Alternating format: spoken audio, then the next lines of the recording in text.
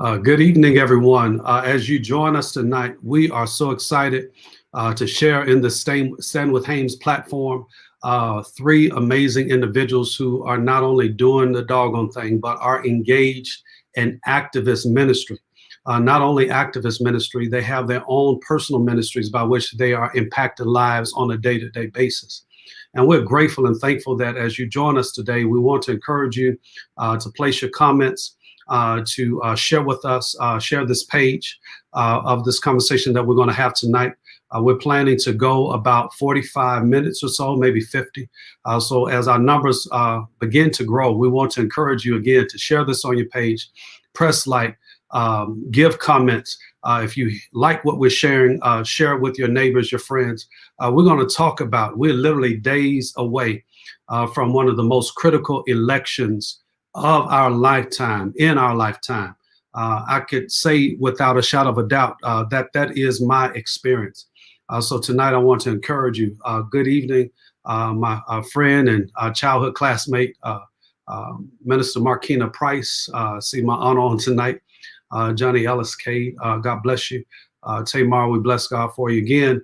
Share your comments. Tell people to join us. We will start in approximately 3 minutes. As we plan to start tonight, I'm not going to belabor the time, but I want to make sure that you see our very special guest that will be with us this evening. And I will start in this way. I will have the Reverend Stephen A. Green join us tonight. He is not only a pastor, he is our present day activist, civil rights, human rights activist. He has led in a national way the youth and young adult program through the NAACP. He's on the front lines. If you may have seen him in your news feed in the last several months, where he was on the front line championing the cause for justice for Brianna Taylor. So, Reverend Stephen A. Green, and also he is not only just a pastor, but he's a bishop's son. So let's welcome him tonight, Reverend Stephen A. Green. Well, good evening, Dr. Hames, and to the entire BB family, and to all who are watching and tuning in tonight. I am just deeply honored to be a part of this conversation and look forward to the dialogue and insight that we will all share tonight. So welcome, and look forward to what God has prepared for us. God bless you. God bless you. And again, thank all of you all are joining. The numbers are starting to grow. Lynn Wilkins, God bless you. Presiding Elder Arinthia Mason, thank you again, and thank you for allowing us to share. And I see you all the way from Louisiana. Hopefully that the weather is good there, and we're praying for you all in that area. Katrina Mosley Journey, God bless you. Good evening. Ken Love. Who else we have on? Sharon Conway. God bless you. I want to bring the next person to our platform tonight. All of these individuals are friends of mine. I've met them some time ago, and they've always been nothing but kind and gracious, but yet they are powerhouses in their own right. Tonight, we bring to you this major sister, this woman of thunder, in the person of the Reverend Brianna Parker. She is the CEO of the Millennial Cafe. She's not only doing that kind of work, but she is on the cutting edge of Black churches' research and study and data. And she's been able to translate the data and help us become all we can become in this. She's on the front line. She's one of the co-founders of Black Church Rocks. If you see a van coming through your neighborhood, you'll see her face all over the van, smiling and profiling. But we thank God tonight that we have the Reverend Brianna Parker with us, as we know as Reverend Bree. Can you come and just share and say a few opening words with us tonight? Yeah, first of all, thanks so much for having me. I appreciate the invitation. I'm excited to be here to have this discussion. I mean, we're a couple of days out. There are so many, feelings and emotions going on. So I'm trying to keep having the conversation. I'm trying to remain hopeful. And, hopefully we can encourage some people in some ways, and hopefully we can be encouraged. So I'm excited about being here. Awesome, awesome, awesome, awesome. And without further ado, we have another very special guest. In many respects, I call him a homeboy because my father and his father were friends. So this is a generational thing. He is a native of Memphis, Tennessee. grew up in civil rights era and civil rights, not only phenomenon, but he's experienced it firsthand. This is the Reverend Willie B. Boyd Jr. He is the senior pastor of the Martin Temple CME Church right there in Memphis, Tennessee. And we're grateful and thankful that not only he has a successful pastorate, wonderful wife, amazing vocalist. So let us join tonight and welcome the Reverend Willie B. Boyd Jr. Thank you, Dr. Hames. So glad to be here. Thank you to the BB Memorial CME Church. We're grateful to be here sharing with Reverend Green and Reverend Bree. We're just delighted to have this opportunity to share with the people and let them know what's really going on for this work in which we have a heart for. Thank you, sir. Absolutely, absolutely. And again, my beloved that's on tonight, as you share this with your page on Facebook or YouTube, let people know we are here live tonight. It's a Thursday night. I know there's a lot of things going on and a lot of competing attentions, but we want to make sure that you are part of us. Again, good evening, Dr. Panay Wood. She serves as the Executive Secretary for the CME Church, Christian Methodist Episcopal Church. And we have Baptists on the line tonight. We got AME and we got CME. So we're covering it all in Jesus' name. Amen. So as we open up tonight, we're living in many respects, I would say, some perilous times, times by which I hadn't seen since my childhood growing up in Chicago, where being racially profiled was part of the day of the order. That if I crossed the street, if you will, went too far west on Cicero, I would be called nigger or told go back to where you came from. If I went to see my cousin play at a game at Loyola and I stayed longer than 10 o'clock, my life was threatened. And here I am remembering all of these things that I experienced in childhood now as my reality today, not only for me, but for my children. So as we open up, Reverend Stephen Green, if you can, sir, just share some of the emotions and feelings that happened, you and Reverend Bree, and just talk about Brianna Taylor for just a few moments, and then we're going to pivot from that to Reverend Boyd and talk about what's going down in Memphis and how this election is important to us. Well, thank you, Dr. Hames, and I'll defer to my sister, Dr. Bree, to start, and then I've learned because of Brianna Taylor to allow our sisters to take the first stab and to stand back and, like Donald Trump said, stand back and stand by. So I'm gonna stand back and stand by and be a good brother today and support my dear sister. Yeah. So I mean, first of all, every time someone says the name Brianna Taylor, I flinch a little, right? Because we share the same name. And so, it's something about, hearing the news cycle when they're talking about her. And even to, hear your name called in that way. But I think Brianna Taylor really just woke us all up to the truth. Some did know, and many of us did, that, being Black is just so dangerous in America. And, in so many moments, they want to act like women are so weak, and we're no threat. But in this moment, an unarmed Black woman, whether she was in the bed or got up from the bed, I don't think that matters at all. She was in her home.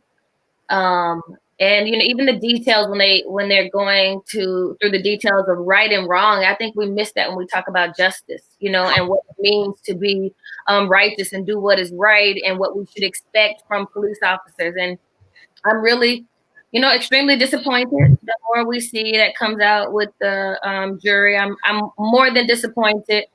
Unfortunately, I'm not surprised. Right.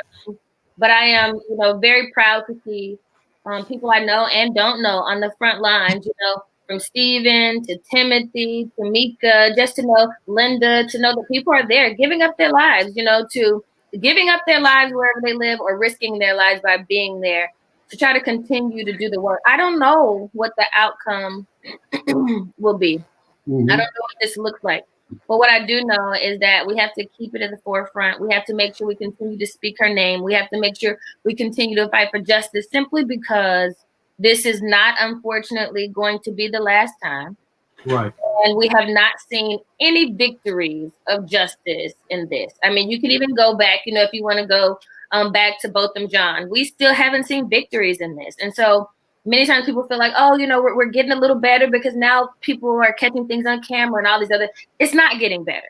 We're not making the movement we should make. And so I know many people are encouraged. I'm encouraged to see Stephen and Timothy and Tamika and Linda and people like that out there. That's encouraging. What we're seeing actually happen with policy, what we're seeing happen with policing, what we're seeing happening with Daniel Cameron, that is disgusting.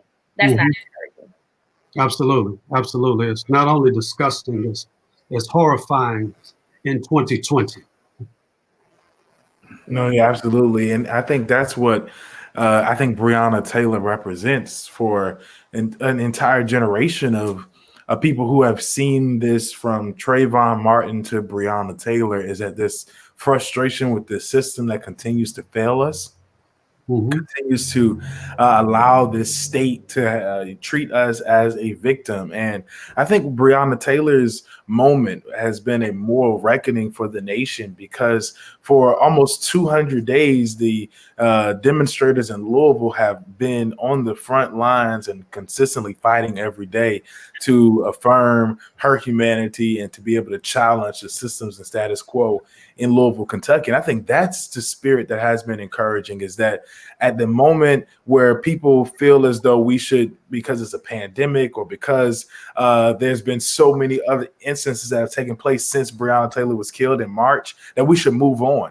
But there's a generation of people who have decided that they're not going to allow this moment to pass them by. And that's what motivated us to move to Louisville, Kentucky, was that we recognized that we needed to drill down and be grounded in a community of people who are willing to fight every day. And I think that's what's going to take for this movement to really transform communities and society, is that we can't move from hashtag to hashtag. We can't be ambulance chasing and black people are victimized in the streets, but we must begin to build local community power and actually begin to train people in nonviolent resistance. And Good Trouble Tuesdays, what we called in Louisville, Kentucky. And every Tuesday at 11 o'clock, we train community leaders and partners and volunteers around what it is to build local power. How do you run for public office? How do you move a bill that's from idea stage to enactment, right? We begin to have these conversations, but to actually build community power, which is what it takes to be able to change these systems, because you're not going to get Brianna Taylor's life back. What we can do is use her life and use the witness of her life to change policies so that there is not another Black woman who is in her own home peacefully sleeping and the police barge in and then cover up their murder of her death and get away with it because of the hands of a Black man who happens to hold the office of an attorney general. So that, I think, is what Brianna Taylor's moment, her life, and her witness, and even now her death, has meant to a generation. And I believe that's what it takes for young people and for faith communities and for all partners to come together to really move the needle so that we can see some systemic change happen. Absolutely. Absolutely. And I want to just follow back up. And as I follow up, I want to acknowledge we have one of our bishops on the line. He's the presiding prelate of the 2nd Episcopal District, which covers Louisville, Kentucky, Bishop Marvin Frank Thomas. So we just want to give a shout out to him, along with several of our pastors and leaders across the church. But as we talk about this, what struck me the most, and I wanted to, in many respects, be on the ground during that time, but as I've been pulled to and fro, I'm grateful that you all are an extension of us who could not be there. But what changed in your mind? What gave you the spark to say, you know what? I got to stop doing things as business as usual. I'm going to uproot my life. I know I got a church I'm pastoring. I know I got things I'm responsible for, but this is now the most precedented priority in my life. If you all could talk about that, and then we're going to shift to Reverend Willie Boyd and talk about Memphis, Tennessee, and what that means to us. Sure. I think for me, it was the reality that for months, there had not been any momentum around the Brianna Taylor case. They kept saying, Attorney General's going to file charges. Attorney General's going to file charges. And we recognize that power concedes nothing without demand, never has, never will, is what Frederick Douglass said. And so it became a time where we decided that it was not going to work with Tamika and Linda and all of us getting on the phone every day, talking to local organizers and trying to figure out what's next and what can we do and how can we be supportive. That we had to put our money where our mouth is and lay our lives on the line and really become a part of the community. It's hard. You can't organize people and not be with the people and to actually take the model of Jesus Christ, who went to visit people where they were. And so we actually did the ministry of visitation to actually become the hands and feet of Christ and witness in these trying times. And so I believe that was that moment for me, that this and for me also as a Black man, I think it takes something for us to recognize that our responsibility is to protect, to affirm, to love on, to support, to advocate for our Black sisters. That if it was a Black man, then we would have all been marching there and would have had the cameras there. But because it was a Black woman, we saw the sexism play even in our own organizing, where you with the TV time or the importance, if you will, of this death over other deaths, and you don't want to prioritize any death. But we saw this sort of invisible rendering of her life. And so we realized that it would take a radical move. It would take a radical step for us to really begin to bring this to the forefront and keep the nation's attention on Breonna Taylor's name so that we can continue to fight and advocate for justice. And I believe that's why, because of our continued fight, because of the continued fight of the Louisville 87 and the Good Trouble 65 and the thousands of people who have been arrested because of the nonviolent demonstrations in Louisville, Kentucky, that we did at least see the city decide to make some changes as they settled with the family. They decided to change some of their practices as a police department. But it is the reason why the Attorney General knew he had to do something. Granted, he decided to charge the brick wall with more than he charged the officers who murdered Breonna Taylor's life. But the pressure was applied. And I believe that is what really moves people to be able to do justice and hopefully will one day walk humbly with God and love kindness. Absolutely. Reverend Bree, you want to add anything to this? This has been rich. I think it's a great time for a generation or two generations, possibly. I mean, we do remember, if we can go back to Trayvon Martin, we do remember a time when our generation was kind of feeling like, we may have had some type of equality that we've reached. We believed in many ways we'd reached a level playing field. I do remember older generations telling many younger generations, like, you haven't made it. You know what I mean? Like, this is not equality. This is not what it's supposed to look like. And then after, Michael Brown, Trayvon Martin, we were ready to go on the streets, burn everything down. They were like, hold on, wait. You know what I mean? I know we said wake up, take a nap. We changed our mind. It's been a lot of confusion. And I think that really woke up a generation. I think this gives the opportunity for another generation to actually join a movement, see what it really means to be a part of a movement in a number of ways. I think we have been able to see one way, which is marching, but organizing is something else. And to be there on the ground training, to actually spend time with the community, to come in and more than just exploit a group of people. Right. To come in and say, not only do we have to handle this, but we have to make sure we leave your community better than we found it. This type of work, I think, is important for younger generations to see and to model and really take it to the next level. This is amazing work, and I know people don't love it, but even to see Portia from Housewives there, you have to remember that in a movement, you need attention. Right. Portia, for whatever else you think, I don't care how genuine you think she may be, although she does have, history, or her family has history in the movement, she brings a different type of attention that they would not have been able to have without her presence. And I'm sure Real Housewives will cover a little bit of it this season. I mean, I think we have found a place where everyone has a fit. I consider myself to be a data activist. That's what I can do. I can make sure I'm always getting us new numbers, and I'm trying to reveal the truth statistically about what's going on in our communities. Or right now we're doing gun violence. And so from someone you can trust in your own community. Right. And so I think we have found a place where everyone has a part, including reality stars. So whether you think you're super woke and you have a reason to be there, or you're on the kind of peripheral, and you want to be there to kind of get your feet wet or see what it looks like to mobilize 101, I think there's a place for everyone. Absolutely. And I appreciate that, because you're bringing not only a unique voice, but you're bringing a millennial voice to those who are disconnected as far as Generation Z and Y and boomers and Generation X. It's critical that this piece, you are, in my opinion, the missing puzzle piece to the tapestry of what our rich history is. And one of the things that I will say, just as I bridge over to Reverend Boyd, is that many of us forget to tell the story of our struggle. We think that because we got access to hotels or we can go to the same malls that others go to, that many of our troubles are behind us. And if anything, COVID-45 has shown us is that our troubles are very present, even in this day.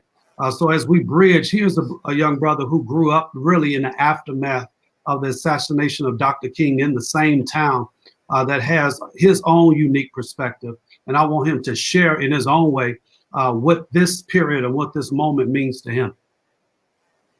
Thank you, Dr. Hames. At this moment, right here in Memphis, Tennessee, several of our African-American churches were early voting sites. Several of the pastors came together and said, hey, we got to get souls to the polls. If you know anything, the church has always been the meeting place for social justice issues. We had nowhere else we could go. And especially right here in Memphis, Tennessee, Mount Olive Cathedral CME Church played a major role in the civil rights movement here in this city with Dr. King. So I recently read an article that said the church should not stand on the forefront of Republican red or Democratic blue, but we should stand on the color of purple, meaning that we should stand on the color of Jesus. And so what happens is here in Memphis, we've been pushing this agenda. Several of our African-American churches across denominational lines and several of our Caucasian churches, we've come together to say, hey, we need to push the Jesus agenda. What is the Jesus agenda? We don't need to push the Republican red, the Democratic blue. We need to push the purple. We need to push what Jesus is all about. And so I think when we look at it, our political persuasion should not be our primary identity. We have to look at it from a social activism. It goes beyond the color barriers. When Jesus looked among the crowds, he didn't see color. He saw a man blind with no health insurance. He saw a widow woman with no security or social security. So even beyond November 3rd, when we cross over November 3rd, these are still some issues that we're going to have to deal with, whether we're in Memphis, whether we're in Louisville, whether we're in Grenada, Mississippi. It does not matter, because we're going to still have to deal with issues of people not having insurance, police brutality. We're going to still be fighting for equity and equality in this country. So what we're trying to do here in Memphis is set the ground, get it started, get on the front lines now to even still tackle many of the issues that we're going to have to tackle after November 3rd, that we'll have to tackle November 4th, and so on. So that's what we're doing. Pastors have mobilized, pastors have come together to try to teach and educate our people on the importance of how we need to fight for our equality and equity within our city and within our nation. Absolutely. And I appreciate you sharing that. And I know we have several questions that we already planned, but I think you all are kind of molding this conversation, because we do have to deal with the reality is that our theology informs our ideology, which in many respects, and I don't want to sound too seminary focused, but which plays in the application of our ontology, meaning that you have evangelicals like John MacArthur, who has almost ridiculed social justice, who has this personal ideology that is infused in this theology that many people have impacted. So I think we should talk about that. Even though we have to push the purple, we still have to be rooted and understand that the systemic racism that is baked into the fabric of these yet United States of America plays out in political forums. Let me just push the conversation a little bit farther, and anybody could take it from here. When I was in seminary, one of the things that was glaringly open to me was that in the Black church, you could be socially liberal but biblically conservative. But if you was in quote unquote the white church, if you were liberal, you was liberal biblically and you was liberal politically. If you was conservative biblically, you was conservative politically. in our church, in some sense, and I don't want to broad street or generalize the Black church, but we have many of these epithets play out in various ways. But I think we have to, in many respects, share from a hermeneutic of suspicion the systems by which we interplay into. So whoever want to take that, I'm just throwing it out as a conversation piece, just for us to keep the conversation lively. So I would love to begin by saying we're seeing some new trends politically with Black millennials and Z.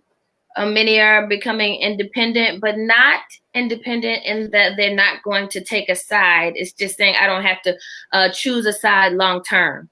We're seeing that a large majority are independent in a number of ways, right? They kind of like to be outliers. They are often entrepreneurs. They are members of a church, not super committed to a church, but are lightly active in a church. I have to say though, I don't wallow in a purple place. I definitely believe in this moment, I'm choosing a side. I'm choosing a side that I believe Jesus would choose because I'm trying to do the greatest amount of good for the greatest amount of people. I'm still concerned with the downtrodden, the disadvantaged, the poor. I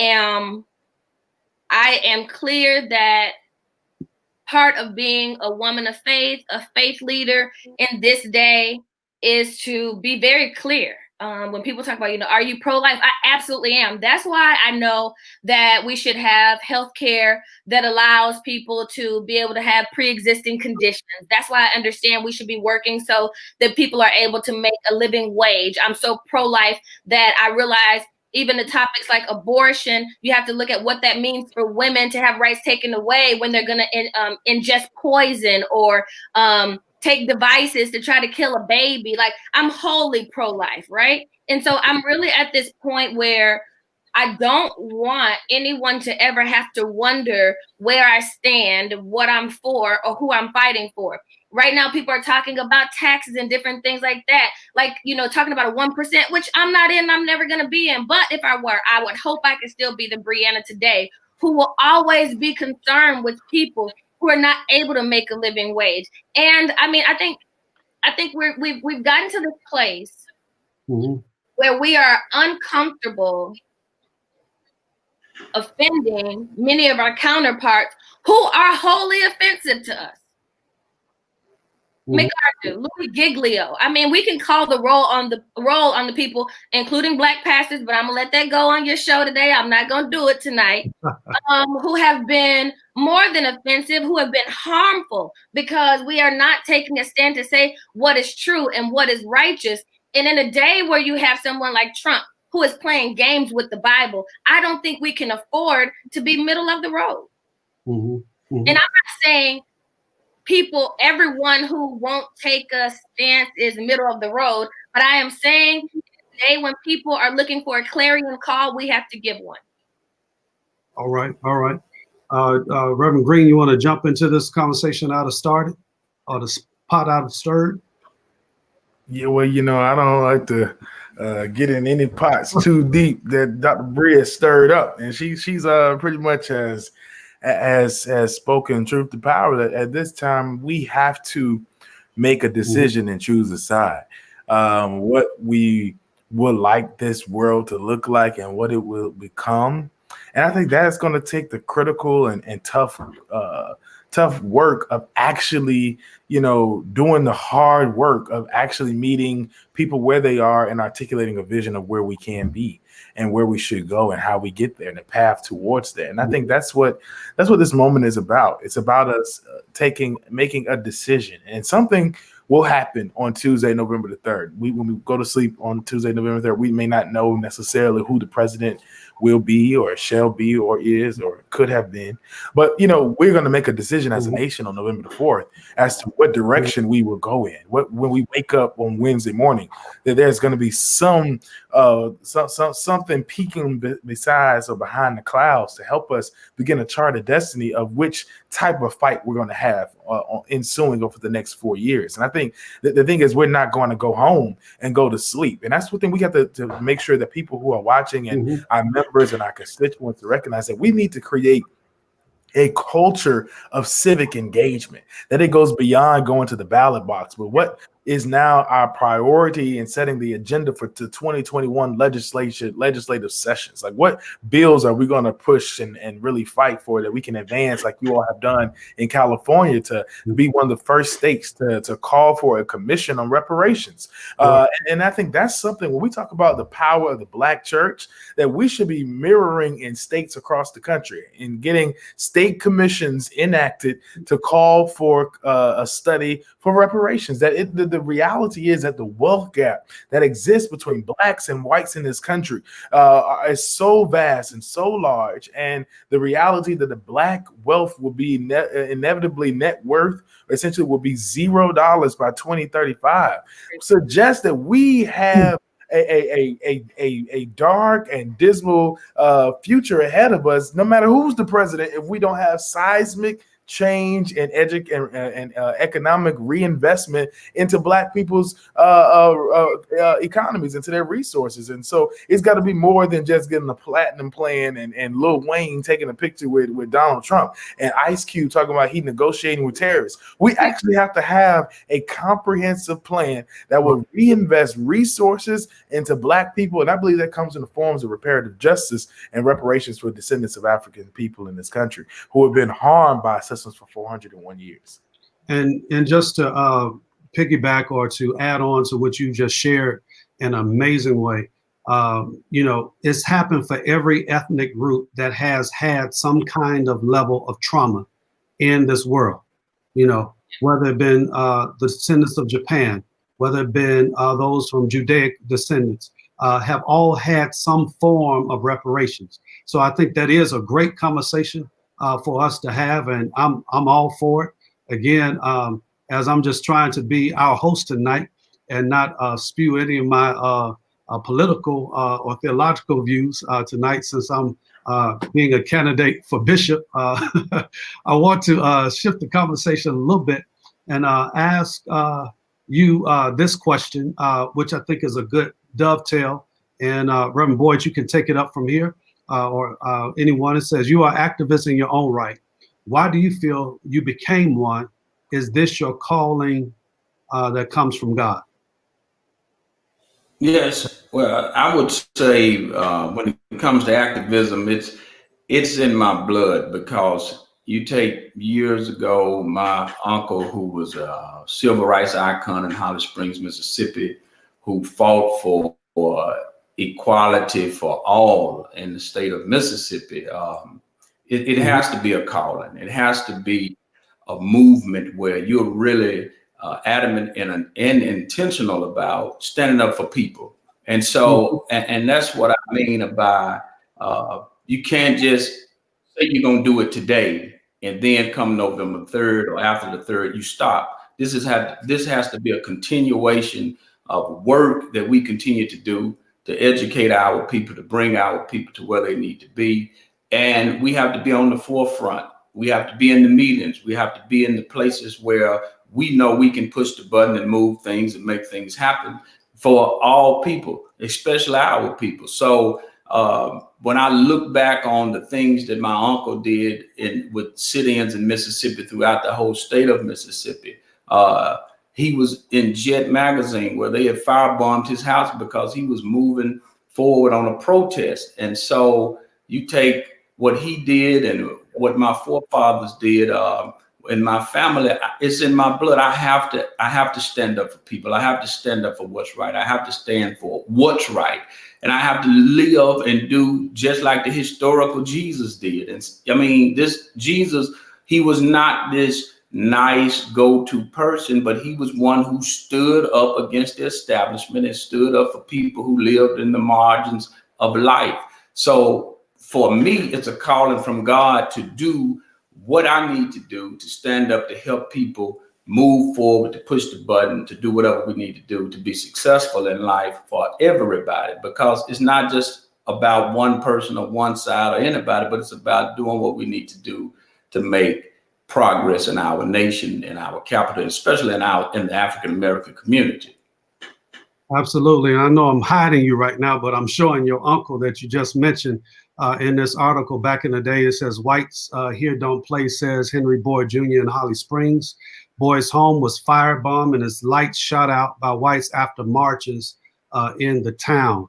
And I know about Holly Springs because this is the very birthplace of my father and my great-grandfather and my grandmother. In fact, Beverly Chapel CME Church is where my family came out of on my father's side, and my grandmother's side came from Helms Chapel in Winona, Mississippi. So that's a major history there, and I'm glad that you shared that with us. Reverend Bree, is this a calling? How did you get here?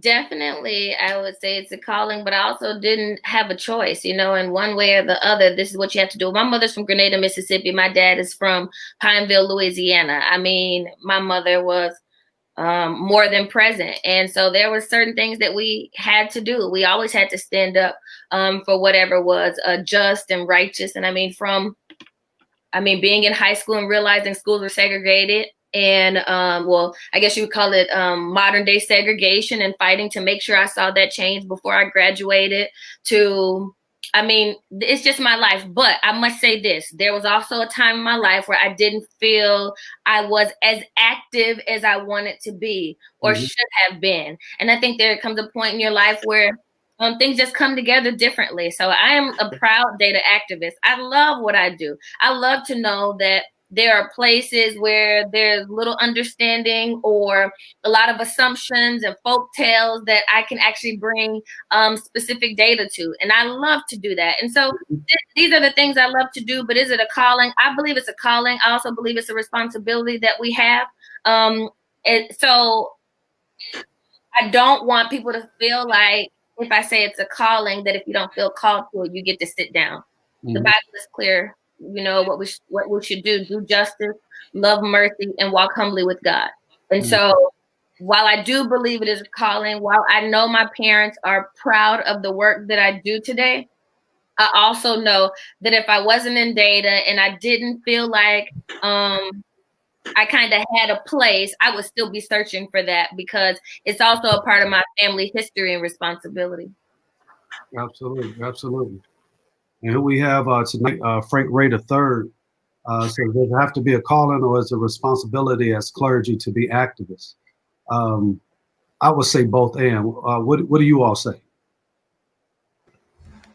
Sure. I think that the calling to ministry and the calling to serve God is a calling to respond through social justice and to be able to respond as an activist, if you will.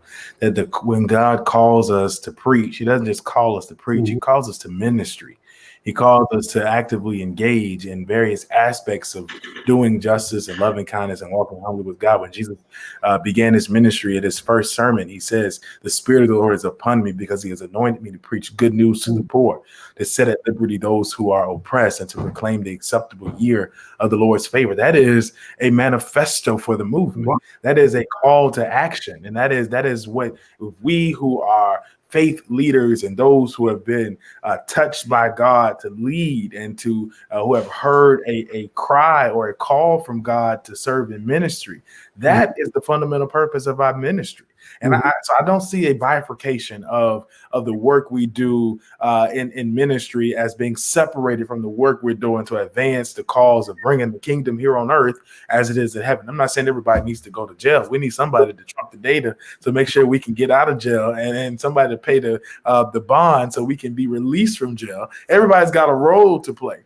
And I think that's what sometimes we try to figure out, trying to get in other people's lanes, and we don't all, do the same thing. I'm not able to do what Dr. Bree does at the Black Millennial Cafe, and we need that work in the movement. And I'm not asking Dr. Bree to move her life down to Louisville, Kentucky for a month and organize with people in different communities.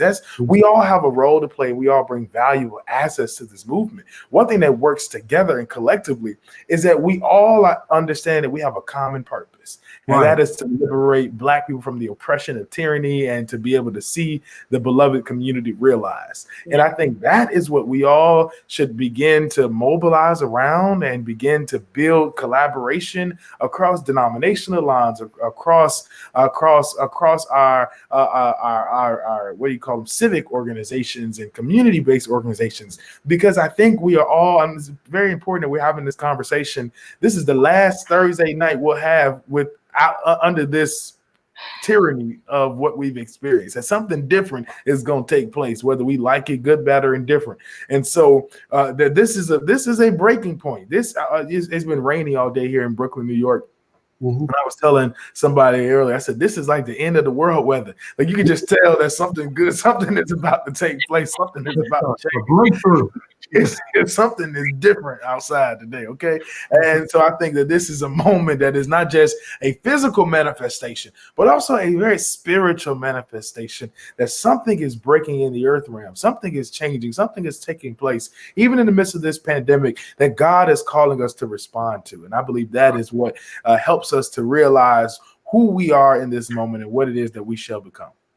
Yeah, I appreciate that. And Reverend Boyd, I'm about to tee you up here.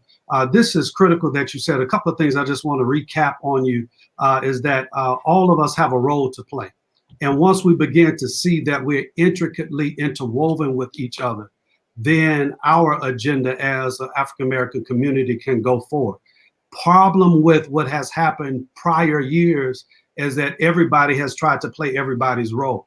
And that's why what we can learn from the days of the 1960s, during the Thurgood Marshalls and the Martin Kings and the Malcolm X, everybody had a different voice. Everybody played a different role, but we needed somebody in the legislative role to form policy or to check policy or to call truth to power from the political policy standpoint. Then we needed a Malcolm X in your face by any means necessary. But we also needed a Dr. King who could talk to an LBJ and change and reform the consciousness of America, even under a Republican regime. So as I tee that up, here's your next question today, Reverend Boyd. And I think we want to start with this. What do you say to the person that is disenchanted with the church? Before I say that, Reverend Green, did you see your aunt on tonight? She's been posting. So I saw my aunt. Hey, Auntie. Hey, Bishop. All right. Good. Make sure you get them shout outs. What do you say to that person that's disenchanted with the church? Pastor Boyd. Well, I think that the first thing we have to let that person understand is that all hope is not lost. That we are still, the church is still the church, and that we have to ultimately stay on the wall and let people know that there's hope out there. I know several people that may be disenfranchised with the church, but what we have to realize is that there are several people on the front lines working, several people doing what's right, several people that's trying to mobilize people, trying to educate people, trying to inform people. So, I mean, we have to tell people you can't lose hope, because it's easy to say, hey, I'm through with it. I'm done. I'm not voting. I don't want to go to the polls. Nothing is going to change. Nothing is going to happen. But then we have to tell the stories of people like Pastor Green and Reverend Bree, who's out there doing data, who's out there trying to mobilize and strategize people. So we have to be the voice to say, hey, there's still hope. You can't give up on the church. You can't give up on the people. You can't give up and not vote, So we have to be that voice that challenge people to say, come back around. We are still here. We're still working. We're still trying to help people. We're still trying to do things. We're still trying to push an agenda. We're still trying to come together. We may not be there just yet, but work is still in progress. So what we don't need you to do is give up on the church, give up on our community, give up on our people, give up on each other, because there is still light at the end of the tunnel. So I think if we just still keep pushing hope and continue to preach hope and teach hope and educate our people, that's the first thing we have to do. We really have to educate our people so they will be well informed about what's going on. We've heard it said time and time before by Samuel DeWitt Proctor. The preacher must have the Bible in one hand and the newspaper in the other hand. So we have to inform our audiences, our congregations, and all of those people that may be in that dark, dismal dungeon of depression that's saying, I'm done. I'm giving it up. I don't want anything to do with it. But we have to come back with the clarion call of saying, look, it's still hope. It's still people working. It's still people mobilizing. It's still people strategizing. It's still people that have an agenda to want to do the right thing within our community, within our country. So I think we have to push hope and let people know that, hey, we're still on the forefront doing what we need to do to make progress and make things happen within our nation, within our country, and within our cities and states. Absolutely. I appreciate that. We're coming up close to our time. We've been together tonight for 45 minutes. We have another 5 to 7 minutes. I want Reverend Bree to respond to this, and then I'm going to have some closing words from Reverend Green and Reverend Boyd. This has been great. I pray that those who've been tuning in tonight have seen an amazing thing. This is our platform. I'll give a quick little commercial shout out. We do this once a month, a different topic. This month's topic has been on voting, and I want to bring in some people who are on the front line, experts who are doing major ministry in major ways, but yet thought it not robbery to share their time and experience with you this evening. I am Reverend Dr. Charlie Haynes Jr. I am the senior pastor of BB Memorial CME Cathedral for the last 17 and a half years, but I'm offering myself as a candidate for a bishop or aspirant for bishop in the CME Church. And I pray that you pray for us. Please visit our website at HamesForBishop.com. That's HamesForBishop.com. You can get more information. You can leave a donation, but more importantly, I need your support and your prayers. So, Reverend Bree, what do you have to say to the person that has been disenchanted with the church? You got your own stories and testimonies about what this looks like. So come on, talk to us. Tell us what this means to you. I guess I'll first say, child, I sure understand. You know, that we've all been there. I don't know many organizations, you know, that, you know, please us every day with every move they make. Mm-hmm. I do try to encourage people to always use power and influence in the places they can. And so sometimes we're part of churches that aren't able to hear us and don't really value us in the ways that are necessary in the moment, right? Mm-hmm. And so I really encourage people to find the place where you have a voice, find the place that wants your power, your influence, your strategy, or whatever it is that you have to offer. Go somewhere where you can make it a better place. I mean, you know, we're doing the State of the Black Church study right now, and so we're learning a whole lot. One thing we're learning is that nobody is as disenchanted with the Black church as boomers. How about that? Not younger generations, boomers. I'm like, I should have opened up the Black Boomer Cafe, obviously, because I'm trying to help them stay close to Jesus in the church. But and so I think that the Black church right now, so I spend a lot of my time with Black churches, right, and denominations trying to help us to really make some major transformations. And I think what we have to remember is that this disenchantment is not among one generation, right? It is intergenerational disenchantment, right? Everyone is realizing that we could have been more, we could have done more. And I think boomers right now, part of what makes them a little disgruntled is because of what we have not done as far as justice. That's what we're seeing in the numbers, that they're just not pleased with the moves we made to advance this country and make a better life for the generations to come. So I think it's actually kind of falls right back into the conversation we've been having, that the church can, you know, partner and make sure they're doing Jesus work, which is justice work, to get us to a place where we can value people. I think what we forget in the Black church is that while we try to sit on sides of what is right, what is not right, what is sin, what is not sin, we have not learned yet to just value the humanity. Mm-hmm. Like just basics of appreciation, respect, and value we don't have. Right. I tell every church, if you would just start there, you can make so many strides. You can make so much movement. You can really get to the place where you want to be when you learn to value the humanity of people. Just start there. And I think that maybe with some of what we've seen, we can get there. Sometimes I'm a little disappointed, like when we saw the recent headlines with the black man who was shot down, and we're seeing people try to figure out if he was right or if he was wrong. See, that's the problem. He didn't deserve to die. See? Right.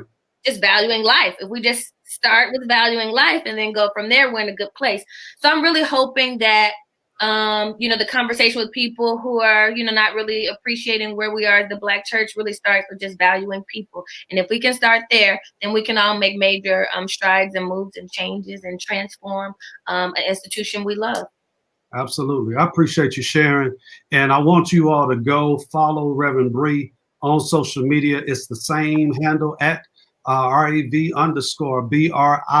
Reverend Bree. Please follow her on Instagram, social media, Twitter, Instagram, Facebook. What else you on? Listen, nothing. You act like I'm supposed to have a OnlyFans page or something that I'm telling the people about. I mean, you're doing the doggone thing. So, you know. My website is irunbmc.com and check us out. All right. And that's Black Millennial Cafe, not BB Memorial Cathedral. Just want to Oh, yeah. All good. Reverend Green, come on, sir. Yeah. Well, my social handles are all Green the Rev, and I would be on your OnlyFans, Dr. Bree. You need to get your OnlyFans account. I'm gonna pay for it. Subscribe.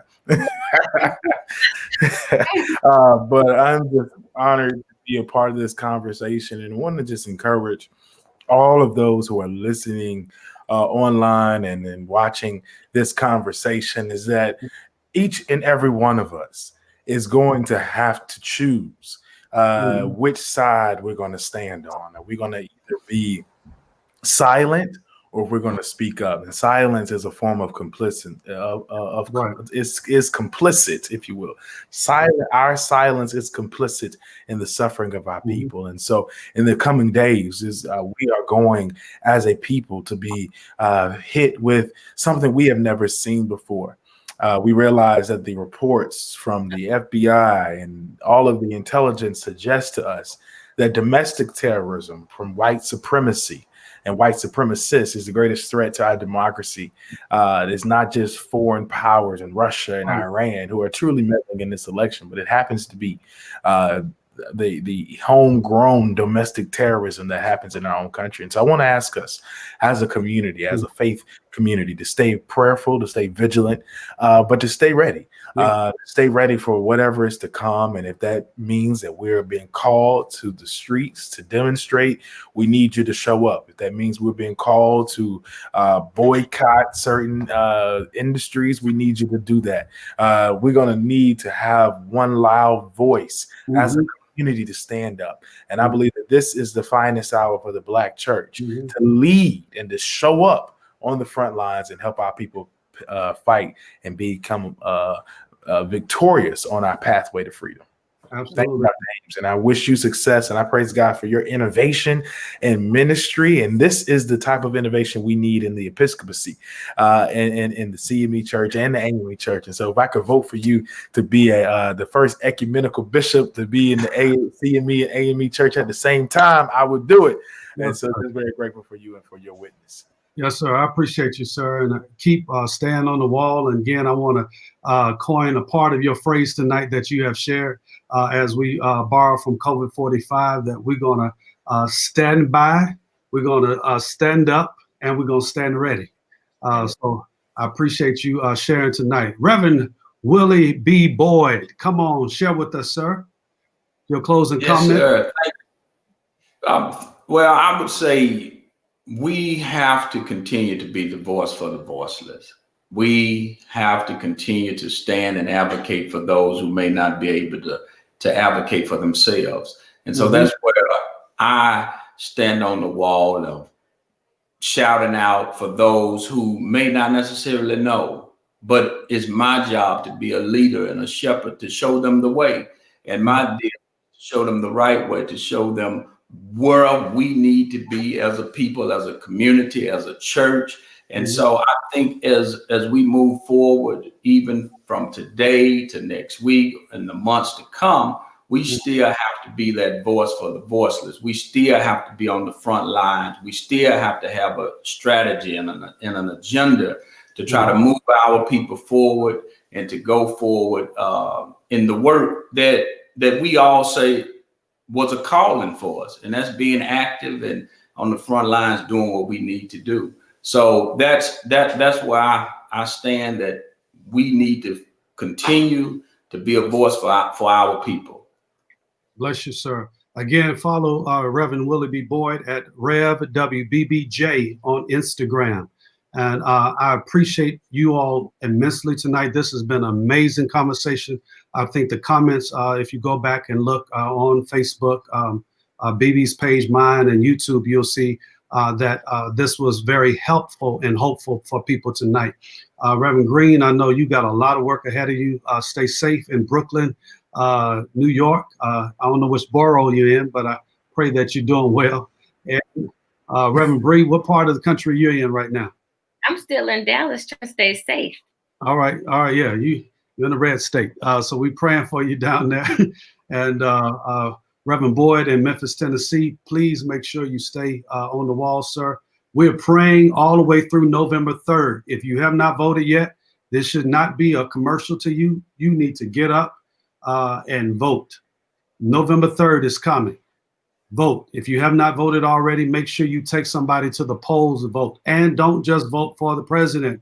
Vote all the way down the ballot. Whatever propositions and measures that you have in your local community, please become informed. Please make sure you read all of the information so that you can make sure that you make the most intelligible choice when it comes to the propositions in your local communities. God bless you all. Thank you for tuning in. I will see you all next month. And next month, we're going to deal with, hopefully, depends on November 3rd, we're going to deal with Thanksgiving. And we're going to say what we're thankful for. Praise the Lord. Thank you all. I appreciate you all and look forward to seeing you all again. Peace.